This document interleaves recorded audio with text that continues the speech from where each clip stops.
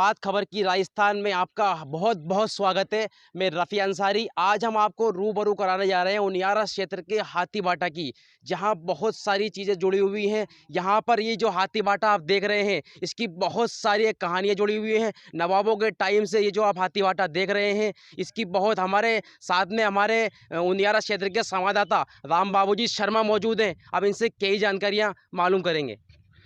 दोस्तों, अभी हम टोंक जिले के उनियारा उपखंड क्षेत्र के हाथीबाटा, जिसे पर्यटन स्थल का दर्जा भी दिया गया है, वहाँ पर मौजूद है। यह इतिहास के किस्सों में यहाँ की जानकारियाँ आपने सुनी होगी, लेकिन हम आपको इस इतिहास की वास्तविकता से रूबरू करवाएंगे बात खबर की के माध्यम से। आप देखिए, ये जो पत्थर का विशालकाय हाथी नज़र आ रहा है, यह विशालकाय हाथी उस समय का है जब ऐसा कहा जाता है कि पांडवों ने अपना अज्ञातवास यहाँ बिताया था। उसी दौरान इस हाथी का निर्माण किया गया था। उसका मुख्य कारण था कि जो पांचाली थी, पांडवों की पत्नी द्रौपदी, उसके द्वारा गणेश जी का पूजन करने के पश्चात ही भोजन किया जाता था। लेकिन इसलिए अज्ञातवास के दौरान उसकी इस मनोदशा को, मनोकामना को पूर्ण करने के लिए इस हाथी का निर्माण किया गया। जहां आप देखेंगे कि वर्तमान में भी इसके कामी लगी हुई है, सिंदूर लगा हुआ है, लच्छा बंधा हुआ है, अगरबत्तियां लगी हुई है, धूप खेई जाती है। लोगों द्वारा आज भी यहां पर आकर के इस हाथी की पूजा की जाती है और मनौतियां मांगी जाती है। यहाँ पर पांचाली के द्वारा पूजा करने के बाद ही भोजन ग्रहण किया जाता था। देखो, आपको यहाँ पूजन के नारियल भी मिलेंगे, जो हमारे कैमरे में आपको दिखाई दे रहे हैं। बड़ी बड़ी चट्टानें जो यहाँ मौजूद है, इन चट्टानों के द्वारा ही इस हाथी का निर्माण पांडवों के द्वारा किया गया था।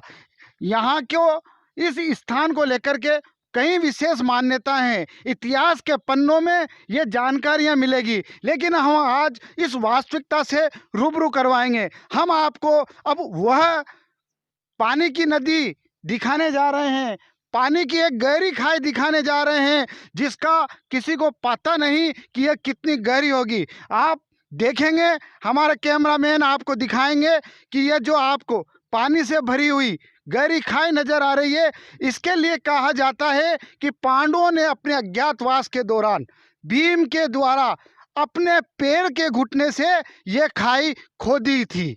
उनके पैर का घुटना दबाने से यह खाई बन गई थी, जिसको हमारे कैमरामैन आपको दिखा रहे हैं। और इसका आकार भी ऐसा नज़र आ रहा है कि जैसे एक पैर बना हुआ है।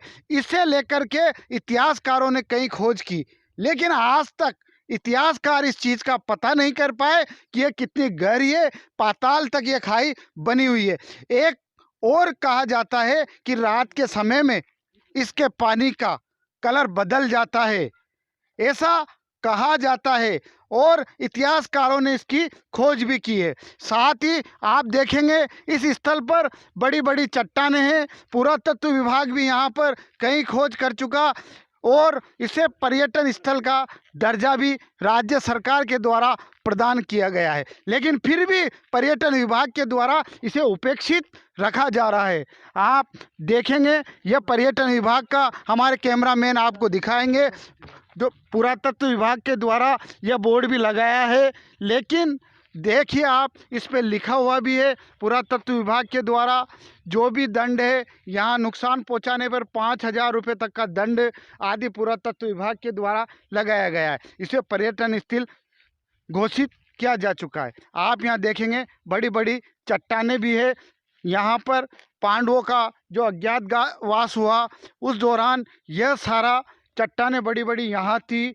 उन्होंने यहाँ अज्ञातवास बिताया, और लोगों द्वारा कहा जाता है, उसकी मान्यता आज भी है। यहाँ पर आकर के इस हाथी की पूजा लोगों द्वारा की जाती है, जो अभी आपने दिखाया। हम आपको एक और जगह दिखाने जा रहे हैं, जिसमें आप देखेंगे है कि जब कोई इस हाथी के, ये हाथी पहले सजीव था लेकिन ये अभी आपके सामने आपको निर्जीव दिखाई दे रहा है। जब कोई इसकी नाभि के हाथ लगाता है तो ये कहा जाता है कि उसके शरीर में कई तरह से बीमारी हो जाती है, जैसे या तो वो विकलांग हो जाता है या वे बोल नहीं पाता है। देखिए, राजा महाराजाओं ने इस हाथी को यहाँ से ले जाने के लिए भरपूर कोशिश की। देखिए आपको, जब वो लेके इसको हाथी को यहाँ से जा रहे थे तो उन्होंने इसके पैर पूरे तरह से जख्मी कर दिए थे। ये पूरे पैरों को इस तरह से कर दिया था कि वो इसको यहाँ से ले जाना चाह रहे थे, लेकिन वो उनकी कोशिशें नाकाम रहीं। वहाँ की किस्से कहानी जो चर्चित है हमारे इस हाथी को लेकर के, जो हाथी अभी हमने आपको दिखाया था, उस हाथी को जोड़ने के लिए उस हाथी से जुड़े हुए कई किस्से कहानी जो क्षेत्र में वो इतिहास में चर्चित है। हम आपको ये हाथी दिखा रहे हैं। ये हाथी जो पांडवों के अज्ञातवास के दौरान बनाया गया था। इस हाथी को लेकर के कहीं कहानियाँ यह जो चर्चित है, उसमें यह हाथी 14 कोस की परिक्रमा करता था।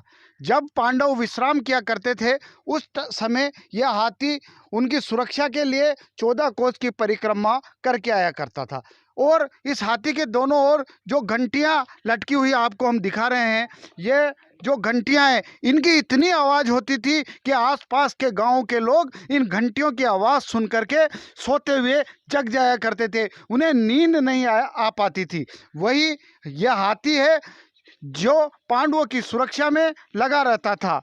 आपको हम दिखा रहे हैं। अब इस हाथी को कई बार यहाँ से ले जाने का प्रयास किया गया। ऐसी किंवदंतियाँ है कि पूर्व में उसको ले जाने का प्रयास किया गया और इसके पैरों को उखाड़ा गया। इसके पैरों को जब उखाड़ा गया तो इस हाथी के पैरों में से रक्त की धाराएं बहने लगी। ऐसा प्रयास यहाँ किया गया, जिसके चलते इस हाथी को यहीं पर रखा गया। वो आपको इस हाथी के पैरों को वापस जोड़ने के निशान भी दिखाई दे रहे हैं। साथ ही ऐसी मान्यता है कि इसकी जो हाथी की नाभि है, हम आपको दिखाएंगे। हमारे साथी रफ़ीक अंसारी साथ है, और साथ ही जो पैरों में पहने हुए जूते चप्पल पहन करके ही हमें उसके अंदर प्रवेश नहीं करना होता है, इसलिए हम अपने पैरों के चप्पल जूते उतार कर ही प्रवेश करेंगे। हमारे साथी अंसारी आपको बताएंगे कि जो यह हाथी की नाभि है, इस हाथी की नाभि को छूने पर अगर कोई छूता है तो इसमें एक करंट का संचार होता है, और करंट का संचार होने के बाद जूते पहन के और करंट का संचार होने पर उसके स्वास्थ्य में गिरावट आती है, ऐसी मान्यता मानी जाती है। इसलिए कोई भी व्यक्ति जूते पहन करके इस हाथी की नाभि को नहीं छूता है, ऐसा माना गया है। पूर्व में ऐसा हो चुका है। धार्मिक आस्था है कि कोई भी व्यक्ति जूते पहन करके इस हाथी के अंदर प्रवेश नहीं करता, वह इसकी नाभि को नहीं छूता है। इसलिए हमने भी अपने जूते बाहर ही उतारे और फिर हमने हाथी के नीचे प्रवेश किया। और जो नाभि आपको हमारे कैमरामैन दिखा रहे हैं, ये नाभि है जिसको जूते पहन करके छूने से करंट का संचार होता है। किसी भी व्यक्ति के छूने के बाद जूते पहन करके तो उसका स्वास्थ्य खराब हो जाता है, ऐसा माना जाता है। कहा जाता है कि पांडवों का जो अज्ञातवास था, उस अज्ञातवास के दौरान ही इस हाथी का जो निर्माण हुआ।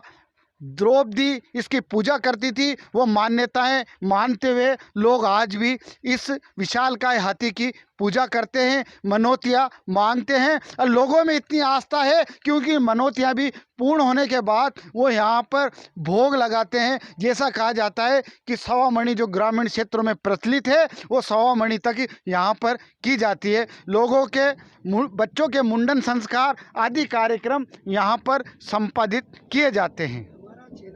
हमारा चैनल किसी भी तरह के अंधविश्वास को बढ़ावा नहीं देता है। हमारा मकसद सिर्फ इतना है कि हम आपको ऐतिहासिक कहानियों से रूबरू कराएं।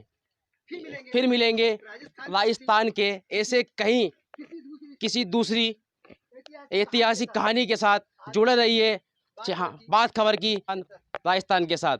मैं रफ़ीउद्दीन अंसारी सहयोगी रामबाबू शर्मा के साथ टॉक।